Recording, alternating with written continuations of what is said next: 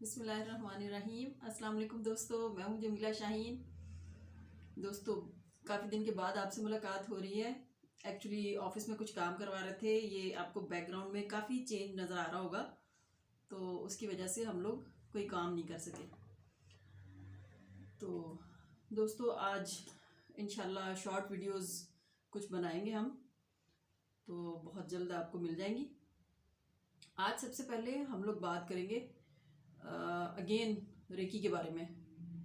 पहले मैंने रेकी का इंट्रोडक्शन दिया था आपको कि रेकी क्या है, और आज इंशाल्लाह we will talk about reiki's 5 principles कि रेकी के 5 असूल कौन से हैं जिनके मुताबिक रेकी काम करती है। ये रेकी के 5 असूल रेकी करवाने वाले को भी फॉलो करने होते हैं और रेकी करने वाले को भी, जिसकी वजह से रेकी में एक डिवाइन पावर पैदा होती है। जो भी पेशेंट हमारे पास आता है उसको इन 5 प्रिंसिपल्स के बारे में ज़रूर बताया जाता है। ये 5 principle just for 1 day commitment में आते हैं। Number 1, just no anger for today. Number 2, no worry और stress just for today. Number 3, today thankfulness और gratefulness. Number 4, honesty. And number 5 is respect. दोस्तों, अब एक एक करके इन सब को हम डिफाइन कर लेते हैं ताकि किसी भी शख्स के जहन में कोई कंफ्यूजन ना रहे। सबसे पहले है just no anger for today, कि आपको सिर्फ एक आज के लिए कमिटमेंट ये देनी है कि आज पूरा दिन आपका नो एंगर में जाएगा, यानी कि आप बिल्कुल भी गुस्सा नहीं करेंगे पूरा दिन, चाहे कुछ भी हो जाए। कुछ भी से मुराद कुछ भी, यानी कि आप पूरी कोशिश करेंगे कि आपको किसी भी बात पर बिल्कुल गुस्सा ना आए। हाँ, अगर इन केस बहुत ही कुछ स्वेयर टाइप की कुछ बात हो जाती है तो आपको गुस्सा अगर आए तो गुस्सा आने की सूरत ये हो सकती है कि आपने झट से वो गुस्सा किया और फौरन से उड़न छू। गुस्सा जो है वो फौरन ख़त्म हो जाना चाहिए आपके, बिल्कुल आपके चेहरे पर उसकी गुस्से के आसार जो है वो पूरा दिन चलते नहीं रहना चाहिए, कोई घंटा भर चलते नहीं रहना चाहिए, या जब वो शख्स आपके सामने आए तो आपको गुस्सा नहीं आना चाहिए। इवन आपको आपके मुलाजमों के साथ भी, जो कि स्वेयर केसेस रहते हैं उन लोगों को, कि मुलाजमीन के साथ अमूमन गुस्सा होता है इंसान, लेकिन अगर वो ये डेली बेसिस पर कमिटमेंट करेगा कि आज के दिन वो गुस्सा नहीं करेगा तो उसके लिए आहिस्ता आहिस्ता इसमें आसानी पैदा होनी शुरू हो जाएगी। डेली सुबह वो खुद से कमिटमेंट करेगा कि आज वो किसी सूरत, किसी से भी, किसी एंगल से गुस्सा नहीं करेगा। और बता दिया है कि बहुत ही स्वेयर किस्म में अगर केसेस में अगर गुस्सा आ भी जाए तो फौरन से उसको उड़न छू होना चाहिए, उसको आपके साथ साथ पूरे दिन चलते नहीं रहना चाहिए। अब दूसरे नंबर पर दोस्तों, ये गुस्से वाली जो बात है ना, इवन बड़े ही वो जो इबादत गुजार लोग होते हैं ना, इवन उनके साथ भी ऐसा होता है कि आप ये थोड़ा सा एग्जांपल से समझिए कि अगर हम लोग इबादत करने के लिए बैठे हुए हैं तो हम लोगों ने सोच रखा है कि भाई ये जो इबादत की जा रही है इसमें बिल्कुल भी बात नहीं करनी। यानी सुबह सुबह अगर आप देखें कि सुबह सुबह आप इबादत करने के लिए, जो भी शख्स जिस भी गॉड की इबादत कर रहा है, अगर वो इस सिचुएशन को थोड़ा सा एनालाइज करें तो उनको ये केसेस अक्सर नज़र आएंगे कि वो इबादत करने के लिए खड़े होंगे या बैठे होंगे या इबादत यानी किसी भी सूरत में इबादत कर रहे होंगे, तो उनको कोई बुलाने के लिए आ जाता है या कोई काम कहने के लिए आ जाता है या कोई चीज़ पूछने के लिए कोई आ जाता है। इवन आपकी फैमिली में ही अंदाज़ा लगाएं कि कुछ ऐसा भी हो सकता है कि फैमिली में ही कोई बच्चा आके आपको पूछ रहा है, बुजुर्गों के साथ भी ऐसा ही है कि कोई आके पूछ लेता है आपको किसी काम के बारे में, किसी चीज़ के बारे में कि भाई फ़लाँ चीज़ किधर है या ये फ़लाँ काम करना है। तो इबादत करने वाला क्या करता है? इबादत करने वाला जो है वो मुंह से बोलता तो नहीं है, लेकिन एक कराहत के साथ यूं कर देता है। फिर दोबारा उसको पूछा जाए, बोला जाए, वही बात दोहराई जाए तो वो थोड़ा सा उससे ज़्यादा सख्त हो जाता है यूं। और अगर रिपीटेडली ऐसा किया जाए तो वो आहिस्ता आहिस्ता आहिस्ता आहिस्ता उसके गुस्से की सिचुएशन चेंज होती जाती है कि वो ऐसे कर देता है यानी उसकी बॉडी लैंग्वेज जो है उसमें गुस्सा आता है, तो वो उसको दूसरे बंदे को इस तरह से इशारे से उसको बोलता है कि भी यानी चुप हो जाओ, कि मुझे बोलना नहीं है इसके बीच में।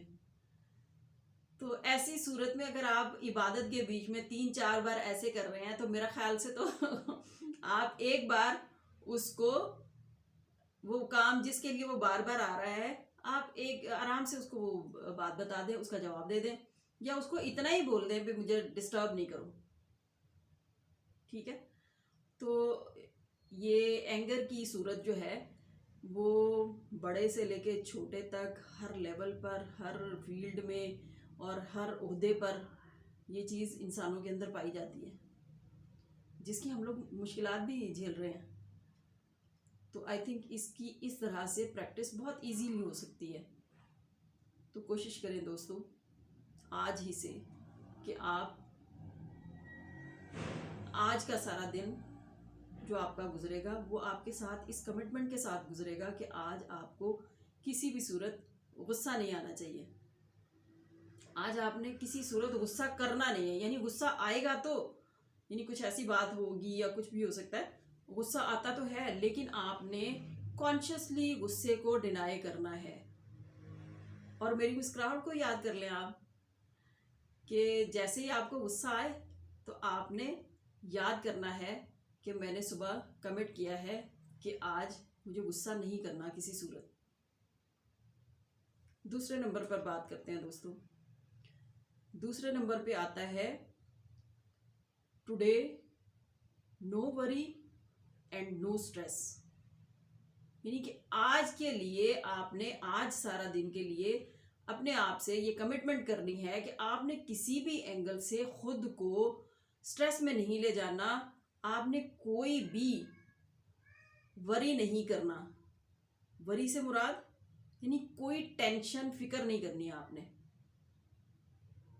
टेंशन फिक्र नहीं करनी, लेकिन आपने जिम्मेदार रहना है अपने कामों के साथ, यानी कि आपकी जो जिम्मेदारियां हैं उसके साथ आपने उसकी जिम्मेदारी आपने अदा करनी है, लेकिन ये कि उन जिम्मेदारियों की आपने टेंशन नहीं लिए रहना, उसको हर वक्त उसकी वरी नहीं करते रहना। हर काम को उसके वक्त के साथ आपने करना है क्योंकि आपकी जिम्मेदारी है, लेकिन ये कि उसको जैसे कि काम आपको सुबह करना है, रात से ही आपने टेंशन पाली होगी, जबकि आपको पता है कि वो काम सुबह करने का है। आपके जिम्मे जो भी काम है उनको पूरा करने के लिए आपने अपनी 100% अपनी एफर्ट करनी है, ठीक है। लेकिन अगर आप उस काम को नहीं कर पा रहे हैं तो आपने उसकी टेंशन सर पे नहीं लेनी। तो इस एग्जांपल से समझिए कि जैसे जो चीज़ें तो आप बदल सकते हैं उसके लिए तो आप 100% एफर्ट करें, लेकिन जिन चीज़ों को आप बदल ही नहीं सकते उनके बारे में वरी क्यों करना। फिर सेम वही बात आ जाती है, जैसे कि आपको जैसी लुक्स दे के अल्लाह ने पैदा किया है वो वैसे की वैसी रहेंगी, आपकी हाइट जैसी है वैसी रहेगी। जिस घर में आप पैदा हुए हैं आप उस घर को नहीं बदल सकते, यानी कि जिस फैमिली में आपके माँ बाप जो हैं वो हमेशा वही रहने वाले हैं, ठीक है। इसको आप बदल नहीं सकते। आपके जो बहन भाई हैं जहाँ पर आप पैदा हुए हैं तो उन बहन भाइयों को आप बदल नहीं सकते, खून के रिश्ते आपके हैं, उनको वही उसी तरह से रहना है। हाँ, गुर्बत आपके बस में है, उसको आप बदल सकते हैं, उसके लिए पूरी एफर्ट करें, आप 110% उसकी एफर्ट करें, कि आप ज़्यादा से ज़्यादा मेहनत करें तो आप उसको बदल सकते हैं। लेकिन जो गुजर चुका है कि आपने जहाँ जिस गुर्बत में आपकी आंख खुली, आप उस गुर्बत के वक्त को नहीं बदल सकते। कि आप एक गरीब घराने में पैदा हुए थे, गरीब घराने में पैदा हुए थे को तो नहीं बदल सकते आप, मगर आप एफर्ट करके पैसा कमा के अपनी उस गुर्बत को चेंज कर सकते हैं अपनी मेहनत के साथ। आई मीन टू से कि don't interpret to any misconception. ऐसा भी हो सकता है जैसे कि आपका कोई लाइफ पार्टनर है, वो जैसा है वो वैसा ही है, उसको उसी तरह से एक्सेप्ट कर लें। चेंजेस अगर उसको खुद को फील हो रहे हैं तो वो देखकर अपने आप को चेंज करेगा। आप छोटी छोटी सी एफर्ट्स कर सकते हैं, लेकिन उसके साथ ज़बरदस्ती नहीं कर सकते। उस ज़बरदस्ती की आप वरी करते रहते हैं, यानी कि उसकी टेंशन लिए रहते हैं आप कि भाई मैं इसको ये कह रहा हूँ ये चेंज नहीं हो रही, या मैं इसको कह रही हूँ तो ये चेंज नहीं हो रहा। तो दोस्तों ऐसा नहीं होता। आपने डेली जिस काम की भी प्रैक्टिस करनी है या जो भी आप एफर्ट कर रहे हैं, आपने उसकी टेंशन नहीं लेनी। आपने अपना अमल करते रहना है। नतीजा जो मिलेगा वो कुदरत की तरफ से है। जैसे कि हर बंदा अपनी एक जर्नी लेकर आया हुआ है इस दुनिया में, तो उसे उसके मुताबिक ही चलते रहना है। तो फिर टेंशन किस चीज़ की। अब हम लोग बात करते हैं रेकी के प्रिंसिपल नंबर 3 की। थर्ड प्रिंसिपल उसका क्या है? Thankfulness, gratefulness. यानी कि आपने सिर्फ एक आज ही के दिन के लिए आपने खुद से कमिट करना है कि आप हर किसी को शुक्रिया अदा करेंगे, हर किसी का शुक्रिया अदा करेंगे। वो छोटे से छोटा भी कोई हो सकता है, आपका अपना बच्चा हो सकता है, आपका बहन भाई हो सकता है, माँ बाप हो सकते हैं, आपके मुलाजमीन हो सकते हैं, आपके कोलीग हो सकते हैं। सबसे पहले तो आपको डिवाइन का शुक्रिया अदा करना है, अल्लाह ताला का शुक्रिया अदा करना है कि उसने आपको सुबह अगली सांस दी, अगला दिन जीने के लिए आपको सांसें दे दी हैं। आपने अपनी बॉडी का शुक्रिया अदा करना है कि आपकी बॉडी आपके लिए इतनी एफर्ट कर रही है।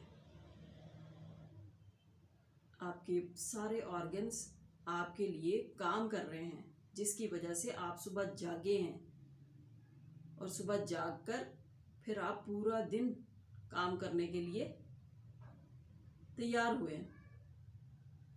तो आपको सबसे पहले अपनी बॉडी का शुक्रिया अदा करना है, अल्लाह ताला के डिवाइन का शुक्रिया अदा करना है। फिर उसके बाद आपको जो भी मिलता है, आपका मुलाजिम मिलता है, आप उसके छोटे से छोटे काम की वजह से उसका शुक्रिया अदा करें। आपको किसी ने पानी भी दे दिया तो उसका शुक्रिया अदा करें। आपको किसी ने घर में खाना दिया है पका के, आप उसका शुक्रिया अदा करें। इसी तरह पूरे दिन में, पूरा दिन गुजरते हुए जो कोई भी आपके सामने आता है, आप हर किसी का शुक्रिया अदा करें। आप उन चीज़ों की तरफ ना देखें जो आपको नहीं दी गई, चाहे वो डिवाइन की तरफ से आपकी कोई दुआ कबूल नहीं हुई, या आपको कुछ आपकी कोई रिक्वायरमेंट है तो वो आपको नहीं मिली। आप उसको ना गिने कि आपको ये नहीं मिला। जो कुछ आपको मिल रहा है आप उसका शुक्रिया अदा करें। तो जो आपको नहीं मिला, आप देखेंगे कि वो सब आपको खुद ब खुद मिलने लगेगा। तो दोस्तों, आपको चाहे कोई कुछ दे या नहीं दे, आपका कोई काम पूरा हो, कोई करे आपका पूरा काम या नहीं करे, लेकिन उसके बावजूद आपने उसका शुक्रिया ही अदा करना है। तो आप देखेंगे कि इसके रिज़ल्ट आपकी लाइफ में क्या आते हैं। हमारी मैक्सिमम कोशिश क्या होती है, हम लोग जो हमारे लिए किसी ने एफर्ट की होती हैं हम लोग उसको तो साइडलाइन कर देते हैं, तो जो उसने नहीं किया हम लोग उसका गिला उससे करते रहते हैं। तो दोस्तों हमने ना तो डिवाइन से गिला करना है और ना ही इंसानों से, बल्कि जितना कोई हमारे लिए कुछ कर दे हमने सिर्फ उसके लिए शुक्र अदा करना है, उसका शुक्रिया अदा करना है। अब हम लोग आते हैं प्रिंसिपल नंबर 4 पे, और 4th वन क्या है? ऑनेस्टी। यानी कि हमें आज पूरे दिन के लिए हर एंगल से ऑनेस्ट रहना है, यानी कि अपने हर काम को ऑनेस्टी से पूरा करना है, हर इंसान के साथ ऑनेस्ट रहना है, हर रिलेशन के साथ ऑनेस्ट रहना है, इवन अपनी ज़ात के साथ ऑनेस्ट रहना है। यानी कि हमें अपनी बॉडी का पूरा ख्याल रखना है। हमारी बॉडी हमारे लिए क्या क्या करती है? सबसे पहले आपको अपनी ज़ात के साथ ऑनेस्ट रहना है, यानी कि अपना ख्याल रखना है, अपनी बॉडी की हर ज़रूरत पूरी करनी है। फिर उसके बाद आपने पूरा दिन जैसे भी गुजारना है उसमें हर हर लम्हा ऑनेस्टी का ख्याल करना है। यानी अगर आप कोई जॉब कर रहे हैं तो आपको अपनी जॉब बहुत ही ईमानदारी के साथ करनी है। आपने अपना ख्याल बड़ी ईमानदारी से रखना है, आपने दूसरों का ख्याल बड़ी ईमानदारी से रखना है, अपने रिश्ते जो है वो बड़ी ईमानदारी से निभाने।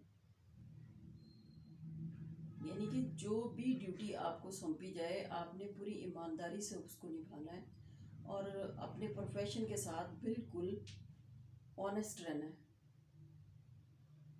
ऑनेस्टी इस एंगल से भी क्लियर होती है कि आप अगर कोई काम कर रहे हैं तो पूरा दिल लगाकर ईमानदारी से करें, अल्लाह पाक आपको उसी में कामयाबी दे सकता है। जो लोग बार बार जगह बदलते हैं, काम बदलते हैं, लोग बदलते हैं, तो उससे उनकी ग्रोथ में खराबी पैदा होती है। जैसे कि आप किसी काम को ले लें कि अगर आप इवन आप इस तरह से समझ सकते हैं कि आप पानी के लिए खुदाई कर रहे हैं, आप थोड़ा सा गड्ढा खोदते हैं तो आप ये सोचने लगते हैं कि यहाँ से पानी नहीं निकलेगा, आप उसको छोड़ के दूसरी जगह पे गड्ढा खोदने लग जाते हैं। थोड़ी देर वहाँ पर मेहनत करने के बाद आप वहाँ से भी दिल बर्दाश्त हो जाते हैं, आप बस कह देते हैं कि नहीं जी यहाँ से पानी नहीं निकलेगा, फिर आगे तीसरा गड्ढा खोदने लग जाते हैं, जबकि ये एक गलत काम है। अगर आप पूरी मेहनत और ईमानदारी के साथ एक ही खड्डे को खोदते रहें तो एक टाइम ऐसा आएगा कि वहाँ से आपको पानी मिल जाएगा। इसी तरह आपके लिए आपका कोई कारोबार भी ऐसा हो सकता है कि आप बार बार कारोबार को बदलेंगे तो इसी तरह होगा कि आपको कामयाबी नहीं मिलेगी। तो आपको पूरी ईमानदारी के साथ अपने एक उसी काम के साथ ऑनेस्ट हो जाना है। आप वहीं पर मेहनत करते हुए आखिर एक दिन कामयाब हो जाएंगे, वहीं पर आपका नाम पैदा होगा। 5th उसका प्रिंसिपल जो है वो रिस्पेक्ट है, यानी कि हमें हर किसी के रिस्पेक्ट करनी है, इंक्लूडिंग आवरसेल्फ, यानी कि हमें अपनी भी करनी है रिस्पेक्ट उसी तरह से जिस तरह दूसरों के लिए ज़रूरी है। आपको जिस तरह से सबका शुक्रिया अदा करना है इसी तरह से छोटे से छोटे और बड़े से बड़े हर बंदे की रिस्पेक्ट करनी है। जो भी कोई अच्छा बुरा जो भी आपके सामने आए, यानी आपको पता भी है कि इस बंदे के अंदर कोई खामियां हैं, ख़राबियां हैं, कुछ ऐसी आपको इससे परेशानी हो रही है, तो भी आपने उसको रिस्पेक्ट देनी है। रिस्पेक्ट का एलिमेंट उसमें से नहीं निकालना। रिस्पेक्ट देने से आपकी लाइफ में बहुत ज़्यादा चेंज आएगा। आप रिस्पेक्ट दूसरों को देते जाएंगे तो इन रिटर्न वो रिस्पेक्ट आपकी तरफ आती जाएगी, आपको भी रिस्पेक्ट मिलेगी। तो दोस्तों ये थे 5 असूल रेकी के, जिन पर अमल करके हम रेकी से बहुत ही ज़्यादा बेनिफिट्स ले सकते हैं। चाहे वो पेशेंट है, चाहे हीलर है। हीलर भी खुद इन 5 असूलों पर पूरी तरह से काम करता होगा, अमल करता होगा, पूरी तरह से इन 5 असूलों पर अमल करेगा तो उसकी हीलिंग बहुत ही ज़्यादा पावरफुल होगी। और इसी तरह जब एक पेशेंट इन 5 प्रिंसिपल को फॉलो करेगा तो वो बहुत ही जल्द हील होगा। ठीक है दोस्तों, अभी के लिए इतना ही, फिर इंशाल्लाह नेक्स्ट वीडियो में मिलते हैं। खुदा हाफिज़।